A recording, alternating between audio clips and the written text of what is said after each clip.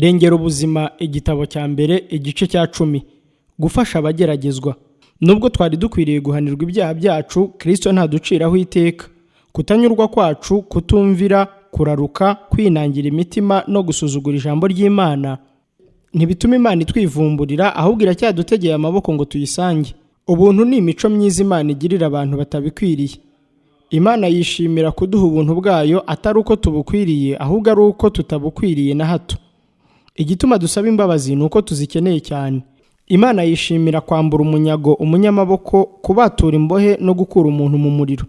Izohereza ku isi umurunga w'izahabu w'imbabazi zayo, kugira ngo izahure umuntu w'akahebwe wandujwe n'icyaha. Imana ikunda umuntu wese kandi ikamwitaho. Imana yita ku banyamafuti n'abatagira gifasha, nk'uko umushumba w'intama zitaho.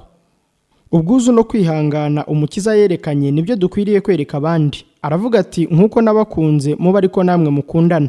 Yohana igice cya 13 umurongo wa 34. Igihe tubonye abagabo n'abagore bakeneye gufashwa, ntitukirirwe tubaza tuti, mbese bakwiriye gufashwa? Ahubwo dukwiriye kuvuga tuti, mbese nabunganirane? Imana ibona mu muntu agaciro katagira uko kagereranywa. Kubera icyubahiro cy'umusaraba, dukwiriye kwitegereza agaciro Imana iha ikiremwa muntu.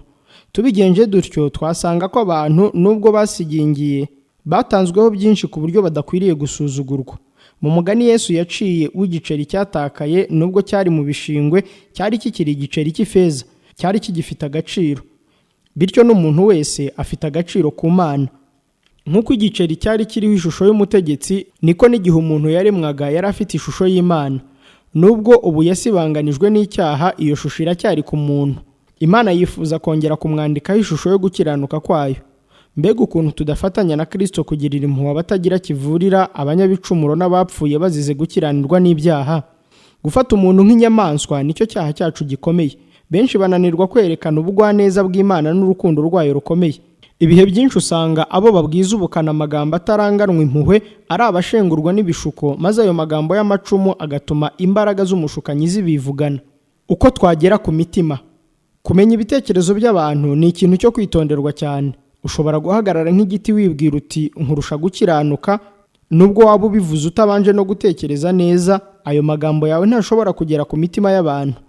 Urukundo rwa Kristo rugaragarizwa mu magambo no mu bikorwa nirwo rubasha kugera ku mutima, igihe amategeko n'impaka bitabasha kuhamenera ngo bigire icyo bimara. Dukwiriye kugirira impuhwe cyane abantu bari ku rugamba, bahora bagwa mu mafuti kandi bakicuza. Dukwiriye gusanga bagenzi bacu tubabaye nk'umutambyi wacu mukuru, dushengurwa n'ubumuga bwabo. Kubw'ubugwaneza bwa Kristo yategetse umusoresha n'umunyabyaha kumusanga. Abatemeraga gusa ni abasuzuguraga abandi. Kubera ubugwaneza bw'intumwa z'Umukiza, ukurarika kwe kubyutsa baguye mu mworera w'icyaha. Ijambo ry'Imana rihamagarana abagabo n'abagore umwete ngo baze kuri Kristo. Dukwiriye gukoresha uburyo bwose, haba ahantu hiherereye cyangwa se mu ruhame, ngo tuyobore abantu ku Mukiza. Dukwiriye kwerekana ko twifuza ko banezeza Kristo bakoresheje impano yabo yabahaye guhesha izina ry'icyubahiro. Twakijijwe dufite ibyiringiro. Abaroma igice cya 8 umurongo wa 24. Kristo aha abantu ibyiringiro bibahesha icyubahiro, ndetse n'abaguye bakagera hasi cyane arabubaha. Niduhabwa ku mwuka we, tuzareba abantu bose nk'abavandimwe bahuje ibishuko n'ibigeragezo, bahora bagwa babyuka, barwana no gucogora, kandi basonzeye impuhwe n'ubufasha. Ntidukwiriye kubaca intege cyangwa ngo tubasubize inyuma, ahubwo dukwiriye kubatera ibyiringiro. Imana ireba ababa mu isi bose, niyo ibumba imitima yabo bose. Zaburi ya 33 umurongo wa 14 n'uwa 15. Kubwo gukorera abageragezwa n'abateshuka inzira, Imana iratubwira iti, umuntu wese yirinde kugira ngo nawe adashukwa. Abagalatiya igice cya 6 umurongo wa 1. Kubwo kumenya intege nke zacu bwite, tuzagirira abandi impuhwe. Mbese ninde watumye mutamera nk'abandi? Kandi icyo mufite mutahawe ni iki? Umwigisha wanyu ni umwe, namwe mwese muri abavandimwe. Urwandiko rwa mbere rw'Abakorinto igice cya 4 umurongo wa 7, na Matayo igice cya 23 umurongo wa 8. Ntugace intege umunyamafuti wisubiraho. Bitera ipfunwe cyane iyo amafuti y'umuntu ashyizwe ahabona.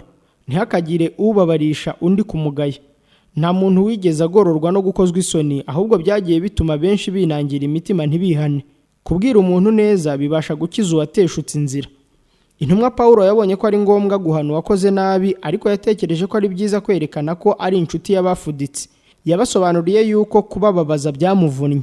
Yaravuze ati, nabandikiye mfite agahinda kenshi n'umubabaro mwinshi wo mu mutima, ndira amarira menshi. Icyakora si ukugira ngo mbatere agahinda, ahubwo ni ukugira ngo mumenye uburyo mbakunda urukundo ruhebuje.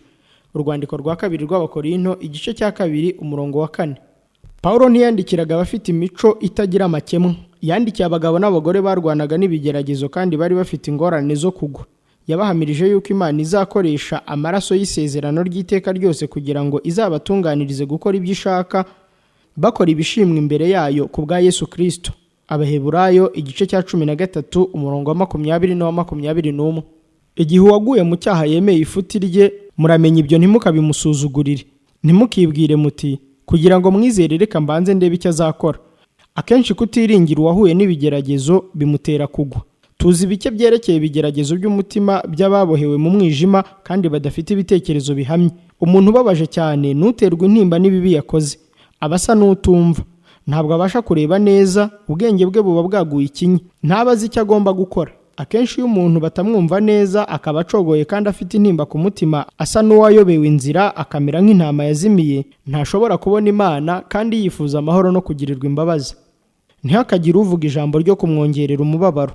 Bene uwo muntu urembejwe n'imibereho y'icyaha, mwereke Yesu, mufashe yishingikirize ku kiganza cy'umukiza w'umunyambabazi. Umunsi w'ibitangaza nturashira. Ntitukareke gufasha umuntu igihe hakiriho ibyiringiro. Abantu bafite agaciro ku buryo byatumye umukiza wacu yitanga, yatanze ikiguzi gikomeye umuntu atapfa guharira imbaraga z'umushukanyi. Mwibuke ko inyana ari iya mweru, ko inshuti mbi zihindura umuntu kandi ingeso mbi zikanduza. Abayobejwe n'ibyo basubira inyuma bakagera kure. Twatangazwa no kubona batihutira gukora uko bashoboye kugira ngo bazahuke. Akenshi iyo abari barabaye akahebwe bakiriye ubutumwa bwiza, usanga ari bo baba abayoboke babwo bimena. Hirya y'ibigaragara ko biteye ubwoba hari ibyiza. Bene abo bantu bakeneye amagambo meza no kubafasha witonze. Bakeneye inama zidahuhura umutima wabo ucogoye. Abantu benshi bageze kure kubi ku buryo batabasha kubona uko bagomba kumera igihe bakiri muri ubu bugingo. Nyamara zuba ryo gukiranuka abasha kubamurikira. Mubateremo ibitekerezo byiza. Mureke imibereho yanyu yerekana itandukaniro rinini riri hagati y'ibyiza n'ibibi, n'iriri hagati y'umwijima n'umucyo. Ugira imibereho ntangarugero ituma bamenya kuba umukristo icyo ari cyo. Kubera igitangaza cy'ubuntu bw'Imana, abenshi babasha kuba ingirakamaro. Gusuzugurwa no guhabwa akato byabaciye intege, bagaragara nk'abanyamubabaro. Ariko kubw'imbaraga ya Mwuka Muziranenge, ibitekerezo byajijwe bikazamo igihu bibasha gukanguka. Imbata y'ibyaha izabaturwa. Ububi buzaba karaha kajya he, n'ubujiji buzatsindwa. Kwizera gukorera mu rukundo kuzatunganya umutima kandi guhumura ubwenge.